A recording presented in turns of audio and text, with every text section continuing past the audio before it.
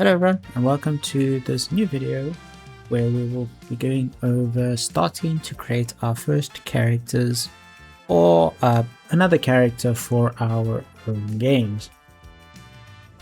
So in this first episode of the series, I am just going to take you through how I go about creating characters from the start. In this episode specifically, we'll be going over gathering references and getting a base mesh sorted. So firstly, there is several things you want to think about before even looking up references for your characters or anything like that. So first you want to decide on what type of character you're making, and this falls very much in line with the game you're making. So if you're making like a platformer about animals, obviously your character is going to be an animal. It's going to be a bit weird to have a human in a world full of animals. So just thinking about how you want your character to be designed, like if they fit in the world and that sort of thing. And then we're actually going to go into how I go about thinking about how I want my character to behave and how he exists or she exists in the world. So for example, it'll be easier for me to talk about this if I give you an example. So in this tutorial series, I'm going to be taking you over making a fighter. He's going to be using a pistol and a knife as a weapon, and his fists as well when those no longer work in combat. So what I have done is I've looked up references of fighters. I'm looking at people that have done sculpts, like these wonderful sculpts here, as you can see on screen. So I can go in and see the musculature of the bodies, what happens here with the strong fist, how his body will look like this, so forth and so forth, right? So that gives me a pretty clear indication of what I want the character to look like in terms of his physical appearance. Obviously that does not include clothing and such, but it is important to know that I want my character to be a fighter. He's a human, he's going to be relatively strong, so I want to look for somebody that is a fighter, got lots of muscles, that we can use as reference for our sculpt on the 3D model. So this is a obviously very realistic depiction of muscle, which we don't necessarily want for the game I'm creating, and that's where it leads into the art style. So as a indie developer or a solo developer, or if you're starting out, you obviously don't want to make something that is going to take forever to get implemented into your game. So for example, I think I could be wrong here, but I think I remember seeing somewhere that the guy that designed Nathan Drake took something like 18 months just to design Nathan Drake. And obviously as an indie developer, you don't have time to spend 18 months developing one character. You want to be able to pump these out relatively fast and have multiple iterations of the enemy. So for example, in the original Zelda games, it is like one soldier and then it's a variation of the soldier in a different color, or he's got a different sword. So that sort of thing is how you'd approach making multiple enemies when you don't have a lot of time developing them. So for me, I'm making a boss character, so he is going to be fairly unique, so he has to have a bit of extra thought put into his design. So that's why I've chosen something like this, because he is going to be a mini boss or a boss. But this leads into the actual design art or art style of what you want. So my character is stylized, even though the reference is realistic. We go over to my other side here, and I've got some references from Fortnite, from Overwatch, and just some Marvel Rivals, just because that is the type of stylized artwork I'm going for. And here you can see we've got very good body proportions for Widowmaker, and these are all realistic bodies but in a stylized fashion. So you can see here we've got Soldier 76, we've got Doomfist. He's quite a good reference, but he is a bit too muscular for what I need. I don't need my character to be that muscular. But you can see how deciding on an art style, so I know my character is going to be stylized, so I don't need to focus on ultra realism. So even with Doomfist, we can see here on his body, he's just got the sculpt into the skin. But if we look at the skin itself, there is very little like additional information. There's like some skin variation, a little bit of bump mapping or normal mapping, especially around the eyes here, and then basic skin tones. There's not like a huge variation in skin tone on the character model, which is going to save you time in the texturing phase. Even though the style is simple, or it looks simple, it's not. There is a lot, like especially here where the red is, that is like extra blood flow. These are things you're going to have to think about, especially if you've done traditional art.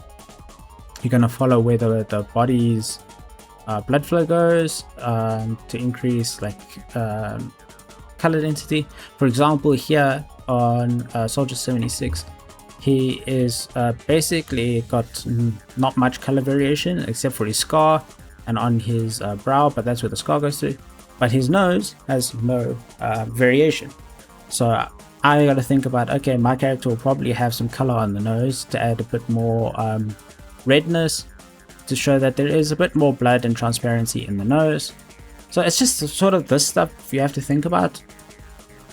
I mean, you can see here with John Wick, there's a very slight variation of color on the nose, but this is again not a lot. If we come over to, I think it's Junk Queen or something like that, you can see on her nose we've got color variation. On her cheeks, on her lips, you can see this has got a lot more color variation. On her biceps, and you can see she's got beauty marks on her skin. So those little touches break up the blandness of the skin, especially if your character's not going to be wearing a shirt. My character might only have his chest exposed, but we'll see when we get to the clothing section. So it's just, you have to think about all these like small things. Like even here for Gambit, you can see he has multiple shades of different skin tones, the blues, the greens, the reds in the face. So it's just things you have to think about when designing your character from scratch. Now obviously if you're making a very simple character like ukulele characters or something like that, you obviously don't need to go into that much. But if your character is human, you need to make your character resemble in some form a human, at least that way like you don't get that uncanny valley effect.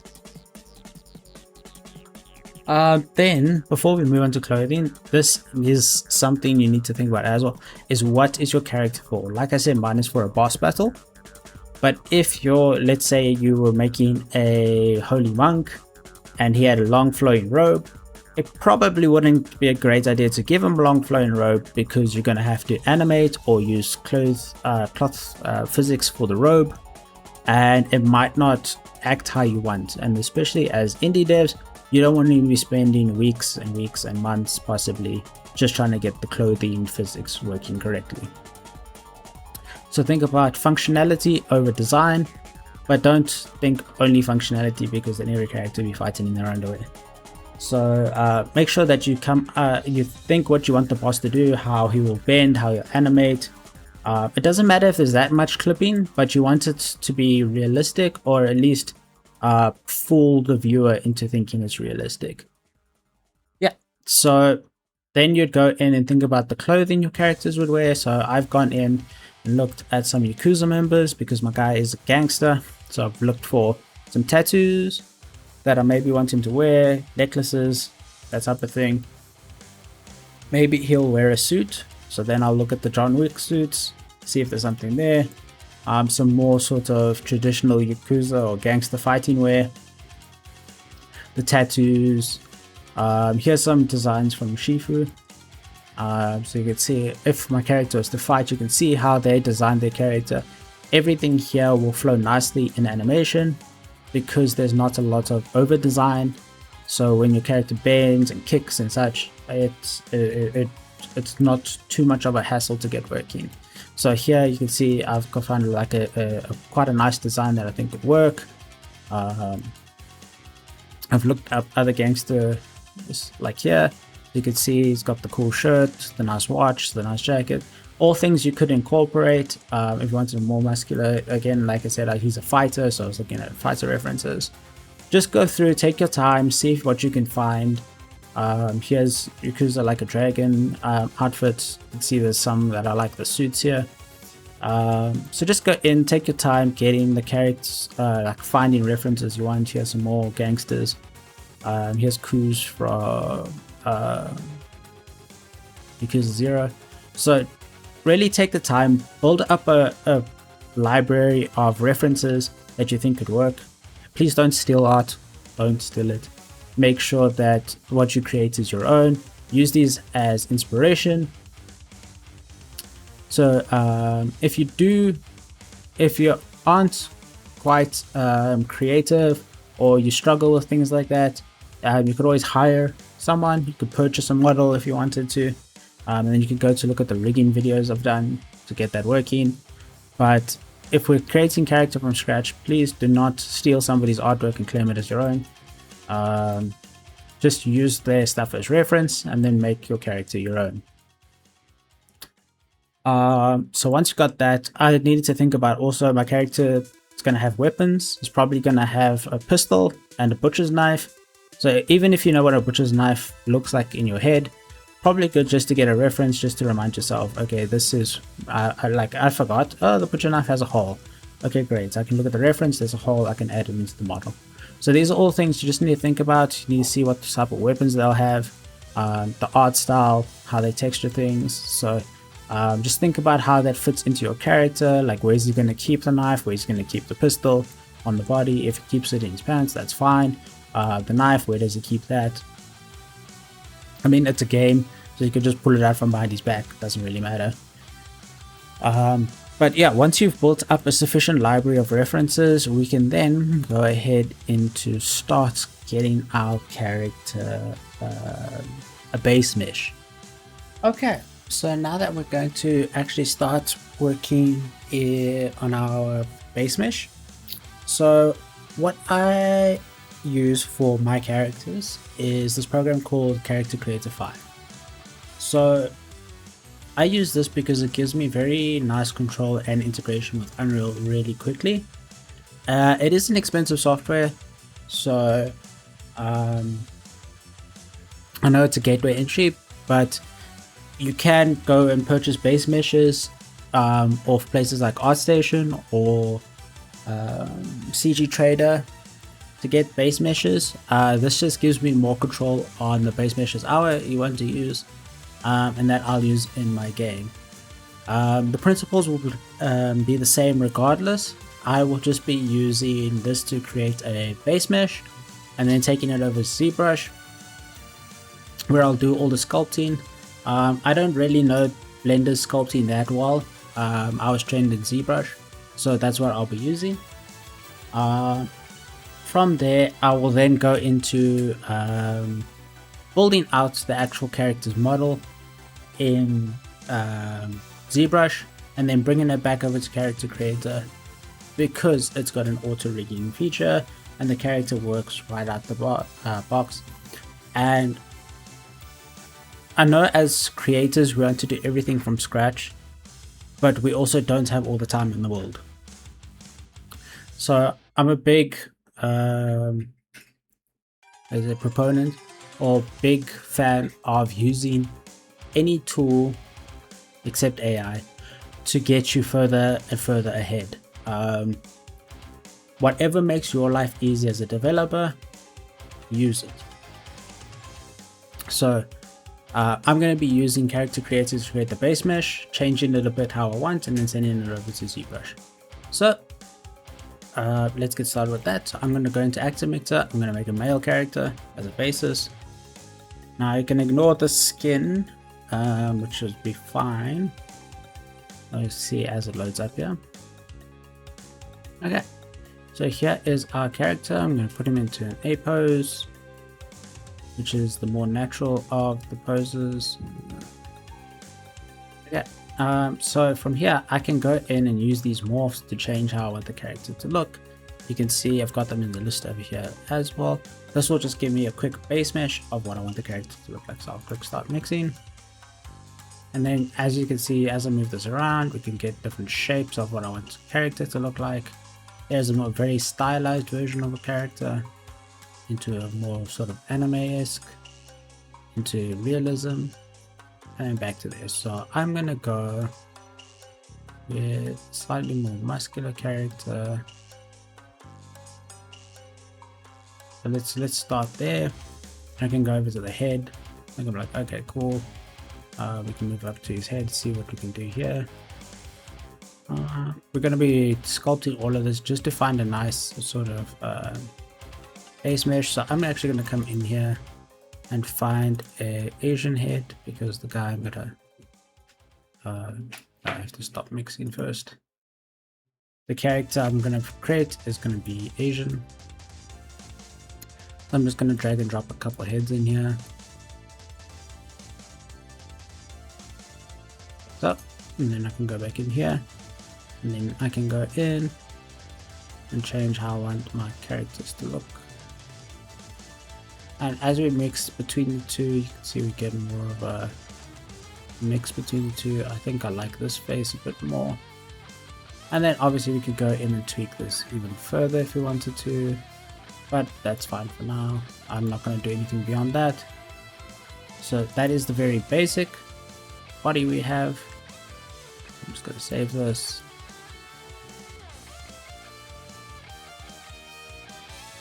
And now I can go in and morph the body. So I can say, I want him to be thinner. Oh, okay, see, now he's very thin, but I don't actually want that. I want him to be more muscular.